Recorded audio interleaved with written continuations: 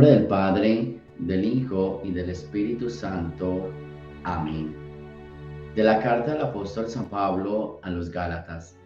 Queridos hermanos, después de 14 años volví de nuevo a Jerusalén con Bernabé y también con Tito. Regresé porque Dios me lo había revelado. Ahí, en una reunión privada con los dirigentes, les expuse el evangelio que predico a los paganos. Hice esto para que mis trabajos pasados y presentes no resultaran inútiles. Todos reconocieron que yo había recibido la misión de predicar el evangelio a los paganos, como Pedro había recibido la de predicarlo a los judíos. Porque aquel que le dio poder a Pedro para ejercer el apostolado entre los judíos, me lo dio a mí para ejercerlo entre los paganos. Así pues, Santiago, Pedro y Juan, que eran considerados como las columnas de la iglesia, reconocieron la gracia que Dios me había dado y nos dieron la mano a Bernabé y a mí, en señal de perfecta unión y para expresar su acuerdo de que nosotros nos dirigiéramos a los paganos y ellos a los judíos. Lo único que nos pidieron fue que nos preocupáramos por los pobres, cosa que he procurado cumplir con solicitud. Más tarde, cuando Pedro fue a Antioquía, yo me le enfrenté porque era digno de represión. En efecto, antes de que llegaran algunos judíos enviados por Santiago, Pedro solía comer con los paganos convertidos, pero después empezó a apartarse de ellos por temor a los judíos recién llegados. Los demás judíos convertidos imitaron su ejemplo, tanto que hasta el mismo Bernabé se dejó arrastrar por aquella conducta contradictoria. Entonces, cuando vi que Pedro no procedía correctamente conforme a la verdad del Evangelio, le dije delante de todos: si tú que eres judío vives como un pagano y no como un judío, ¿por qué quieres ahora obligar a los paganos convertidos a que vivan como judíos? Palabra de Dios. Bien, esta es una lectura bien interesante. Primero habla de la predicación de Pablo o de la presentación que Pablo hace en Jerusalén. Resulta que Pablo lleva predicando ya bastante tiempo, pero los apóstoles no lo habían escuchado. Entonces va y se presenta y les predica el evangelio y dice Pablo, para que quede claro que Jesucristo me mandó a predicar a los paganos, como Pedro a los judíos. Recordemos que Pablo es el apóstol de los gentiles, es el apóstol de los paganos, y lo hace porque el evangelio solo se estaba centrando en los judíos, y Pablo dijo, no, esto es para todos, y él se dedicó a los paganos. Por eso él se va a la prédica de los paganos. Y entonces hace como una demostración, digámoslo así, de lo que está predicando a los paganos, y los judíos, los apóstoles lo vieron y quedaron contentos, ¿sí? Especialmente lo que él llama las columnas de la iglesia, Pedro, Santiago y Juan. Pero dice que una vez Pedro estaba en Antioquía y con los paganos se comportaba de una manera, pero cuando vio llegar a judíos, cambió la actitud. Y Pablo dijo, yo lo reprendí a él y a muchos que hacían esa misma conducta. ¿Por qué? Porque no es justo que hagan una conducta ahora con unos y después otra muy diferente con otros. Y que al mismo tiempo nos obliguen a vivir como judíos cuando ellos no quieren estas tradiciones paganas. O sea, termina Pablo diciendo, tú que eres judío vives como un pagano y no como un judío. Y ahora quieres obligar a los paganos convertidos a que vivan con judíos. Porque es que había una mentalidad y es que todos los que se iban convirtiendo tenían que adoptar las prácticas judías. Y Pablo dice, no, aquí no se adoptan las prácticas judías, aquí se adoptan las prácticas cristianas. Porque es que Cristo es la persona que yo estoy predicando. Ni judíos ni paganos, es Cristo. Entonces, la enseñanza para nosotros, ¿cuál es? Aquí hay varias. Número uno, predicar el evangelio a donde tú sientas que lo tienes que predicar. Pedro fue enviado para los judíos, Pablo fue enviado para los paganos. Cuando tú sientas que tienes que hablar algo, háblalo. Y diga el Señor, o sea, el Señor me está diciendo, háblalo, dígalo, independientemente a donde estés. Pero predica el evangelio y procura que cuando lo prediques todos vivan de acuerdo al evangelio. No es que tengan que vivir como diga yo. A veces, y esto me refiero un poquito como como a los grupos de la iglesia o a ciertas comunidades que predican el evangelio y tienen que convertirse como a la espiritualidad de ellos. No, esto no es espiritualidad de nadie, esta es espiritualidad de Cristo. Esto tiene que quedar muy claro.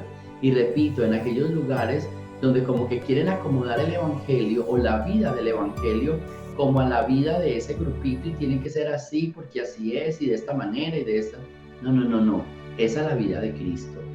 La iglesia es universal y tiene la misma tradición, la misma manera de vivir.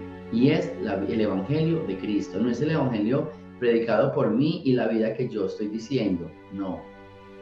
Entonces, esa es una enseñanza bien bonita. Ahora, para nosotros que se queda, para nosotros como enseñanza es, no seamos de aquellos que entonces estamos en la iglesia y actuamos de una manera, y estamos por fuera de la iglesia y nos comportamos de otra. Estamos en el grupo y somos de una manera, y estamos en familia y somos de otra. No podemos ser dobles. Tenemos que ser igual con los judíos como con los paganos. Tenemos que ser igual cuando estamos en la iglesia, cuando estamos afuera, en el sentido de no tenemos que ser dobles en nuestra vida. Quizás uno tiene más decoro, más recogimiento, obvio, cuando está en la iglesia, pero me refiero a la vida en general. No podemos tener un comportamiento uno en la iglesia y otro muy diferente afuera. La tarea para este evangelio es cómo nosotros estamos viviendo, que sea la misma vida, que no sea una vida incoherente, que no sea una vida doble, que realmente sea la vida de acuerdo al evangelio, aquí, allá donde nos encontremos. Pero hay personas que muchas veces en la iglesia son un tipo de personas y ya afuera ya ni lo miran, ni saludan, ni son amables, ni son corteses, como así. O sea, solo cuando está allá. Como cuando uno dice, cuando necesitan un favor, ahí sí todo el mundo lo llama y le saluda y bueno, le dice piropos y cosas bonitas. Pero cuando no necesitan nada, ni lo voltean a mirar. No, seamos de una sola cara, seamos de una sola vida. Con judíos o como paganos, esta es mi vida y esta es mi conducta. Yo no tengo por qué estar cambiando, en el sentido de acorde al evangelio. Así que no finjamos pues que cuando estamos en la iglesia orando, somos la cara de buenos, de santos, de ángeles. Y ya luego en la casa o en la calle somos unos demonios. Pilas con eso, mucho cuidado.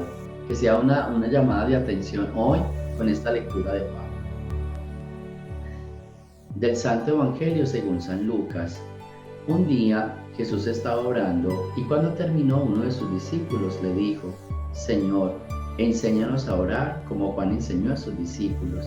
Entonces Jesús les dijo, cuando oren digan, Padre, santificado sea tu nombre, venga tu reino, danos hoy nuestro pan de cada día y perdona nuestras ofensas, puesto que también nosotros perdonamos a todo aquel que nos ofende y no nos dejes caer en tentación.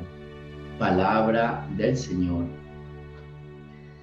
Y bueno, el Evangelio de hoy trata de esa oración por excelencia que es el Padre Nuestro. ¿Sí? Los apóstoles dicen, Señor, enséñanos a orar. Y cuando cuando ellos les preguntan a Jesús o le piden que les enseñe a orar, Jesús les enseña el Padre Nuestro. ¿Qué quiere decir el Padre Nuestro? El Padre Nuestro es una oración que viene del corazón.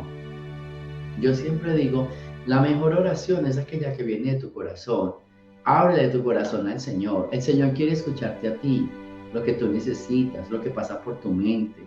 La mejor oración es cuando te sientas, cuando estás mirando al Santísimo y simplemente lo miras y todo lo que se te cruce por la mente, díselo. Sus necesidades, tus rabias, todo. Desahógate con el Señor. Es tu Padre. ¿Qué quiere un padre para con sus hijos? Que sus hijos confíen en Él.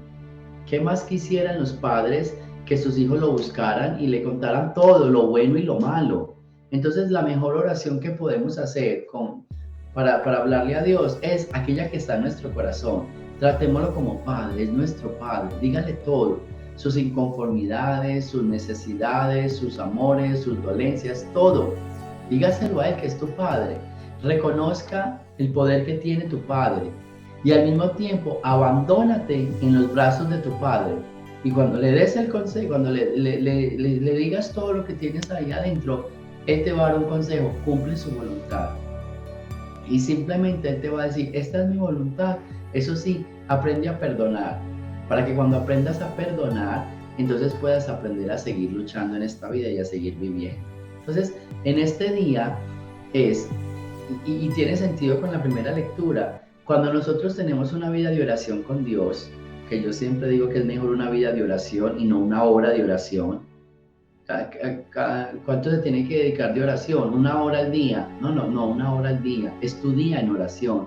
Donde tú estés, lo que tú hagas, eso es una oración para el Padre. Eso es una alabanza, eso es una gloria para el Padre. Eso se llama el Padre Nuestro. Tu vida hecha una oración. Y eso es una sola vida. La primera lectura aquí. No es doble vida. Porque entonces una hora de oración, entonces a la hora nos convertimos, nos ponemos como ángeles, como santos. Pasada la hora, ya, nos quitamos la máscara, no. Por eso yo les digo siempre eso, no hagan una oración al día, convierte tu día en una oración. Pidámosle pues al Señor que nos ayude y que nos dé la fuerza para continuar, para avanzar y para que la gracia de Él camine siempre con nosotros. El Señor esté con ustedes y la bendición de Dios Todopoderoso, Padre, Hijo y Espíritu Santo, descienda sobre ustedes y me los acompañe siempre.